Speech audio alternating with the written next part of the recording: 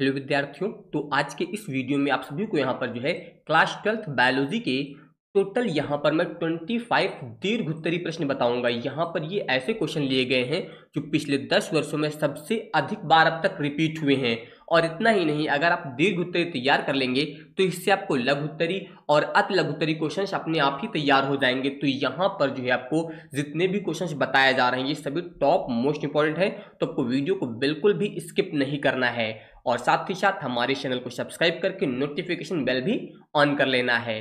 और इस तरह से अगर आप यहाँ पर फिजिक्स, केमिस्ट्री, मैथ्स या फिर बायो की तैयारी करना चाहें तो इस समय यूपी बोर्ड बूस्टर की फीस जो है यहाँ पर एक्स्ट्रा ऑफ कर दी गई, जो अब आपको केवल 499 में यहाँ पर मिल जाएगा। तो इसके लिए आपको एलवी क्लासेस ऐप डाउनलोड कर लेना है या फिर आप इस नंबर पर कॉल या फिर व्हाट्सएप करके भी इस बैच से संबंधित जानकारी ले सकते हैं।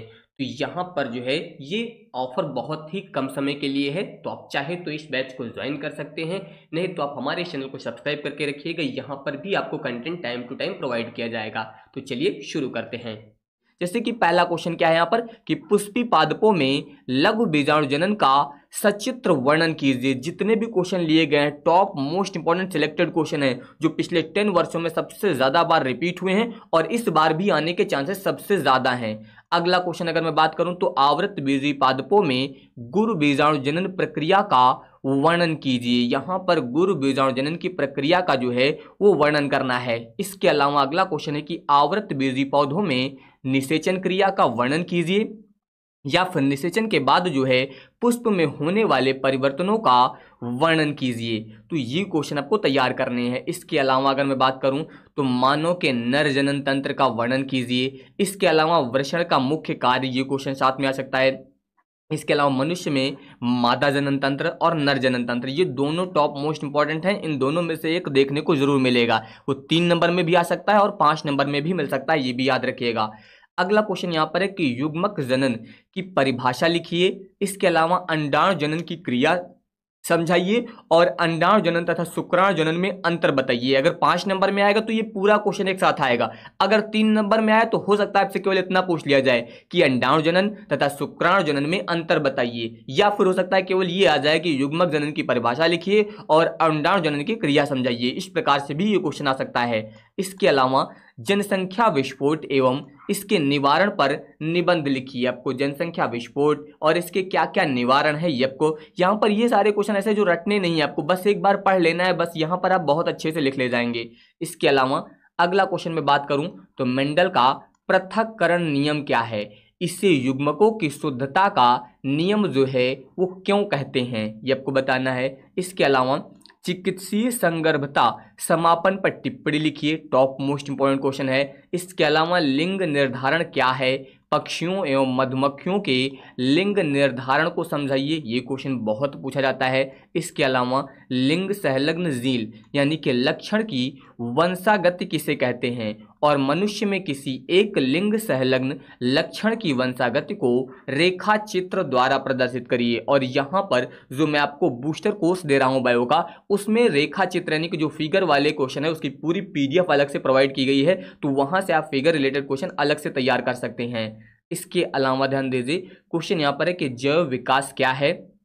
जैव विकास के पक्ष में प्रमाण लिखिए, आपको उसके प्रमाण बताने हैं और इनमें से किन्हीं 2 को समझाइए और किन्हीं 2 को यहाँ पर आपको अच्छे से समझाना है। इसके अलावा अवशेषी अंग क्या है, यहाँ पर आपको अवशेषी अंगों के बारे में बताना है और मनुष्य के 4 अवशेषी अंगों का जो है यहाँ पर उल्लेख करना है। कौन से 4 अवशेषी अंग और ये किस प्रकार से जो है जैव विकास को प्रमाणित करते हैं, ये क्वेश्चन आपका अलग अलग तरीके से आ सकता है, ये याद रखिएगा।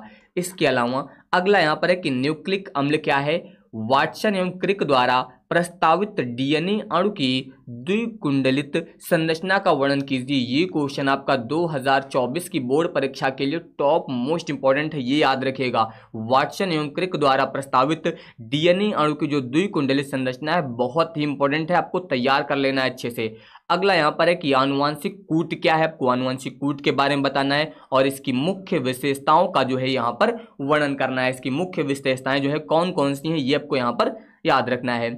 इसके अलावा अगला क्वेश्चन यहाँ पर है कि उत्परिवर्तन क्या है, आपको उत्परिवर्तन के बारे में बताना है और जैव विकास में इसके महत्व पर जो है वो प्रकाश डालना है, यानी कि जैव विकास के महत्व में जो है उत्परिवर्तन का क्या महत्व है ये आपको बताना है। इसके अलावा डार्विन के जैव विकास संबंधित सिद्धांतों का वर्णन कीजिए, ये क्वेश्चन आपको तैयार करना है। इसके अलावा संस्पर्श संदमन क्या होता है, सामान्य कोशिकाएं जो है किस प्रकार कैंसर कोशिकाओं में रूपांतरित हो जाती हैं, इसके बारे में आपको यहाँ पर बताना रहेगा। अगला क्वेश्चन यहाँ पर है कि विषाणु द्वारा उत्पन्न एक रोग का नाम, लक्षण, उपचार और बचाव के इसके उपाय बताइए। इसके अलावा प्रतिरक्षा तंत्र से आप क्या समझते हैं, विभिन्न प्रकार के प्रतिरक्षा तंत्र का वर्णन कीजिए और प्रतिरक्षा तंत्र के आविष्कारक का नाम बताइए। तो जितने भी क्वेश्चन मैंने यहाँ पर लिए हैं सारे सिलेक्टेड क्वेश्चन है, ये याद रखिएगा, कोई भी क्वेश्चन आपको स्किप नहीं करना है, चाहे आप स्वयं से तैयार करें या कहीं पर वीडियो के माध्यम से तैयार करें या फिर जो मैंने बूस्टर कोर्स आपको बताया है उससे भी आप तैयार कर सकते हैं। तो यहाँ पर ध्यान दीजिए, पुनर्योगज डीएनए पर टिप्पणी लिखिए, आपको पुनर्योगज डीएनए के बारे में लिखना है। इसके अलावा मानव कल्याण में सूक्ष्म जीवों की भूमिका पर एक निबंध लिखिए, आपको इसका एक निबंध तैयार करना है। और साथ में जैव तकनीकी क्या है, मानव हित में कृषि तथा स्वास्थ्य के क्षेत्र में जैव तकनीकी के उपयोग पर प्रकाश डालिए, आपको यहाँ पर इसके उपयोग पर जो है वो प्रकाश डालना है। इसके अलावा जीन चिकित्सा क्या है, एडिनो डीएमिनेज जो है इसकी कमी का एग्जाम्पल देते हुए जो आपको यहाँ पर सचित्र वर्णन जो है यहाँ पर करना है, तो ये आपको इसके बारे में याद रखना है। इसके अलावा अगर मैं बात करूं तो यहाँ पर कुछ क्वेश्चन और भी हैं, जैसे कि समष्टि को परिभाषित कीजिए और समष्टि के विभिन्न गुणों की विवेचना कीजिए। इसके अलावा अगला क्वेश्चन है कि पारिस्थितिकी तंत्र की परिभाषा दीजिए, इसके प्रमुख घटकों के नाम बताइए और एक तालाब के पारतंत्र का जो है यहाँ पर आप सचित्र वर्णन कीजिए। ये क्वेश्चन भी इस बार की परीक्षा के लिए बहुत ही इंपॉर्टेंट है, ये आप लोग याद रखिएगा।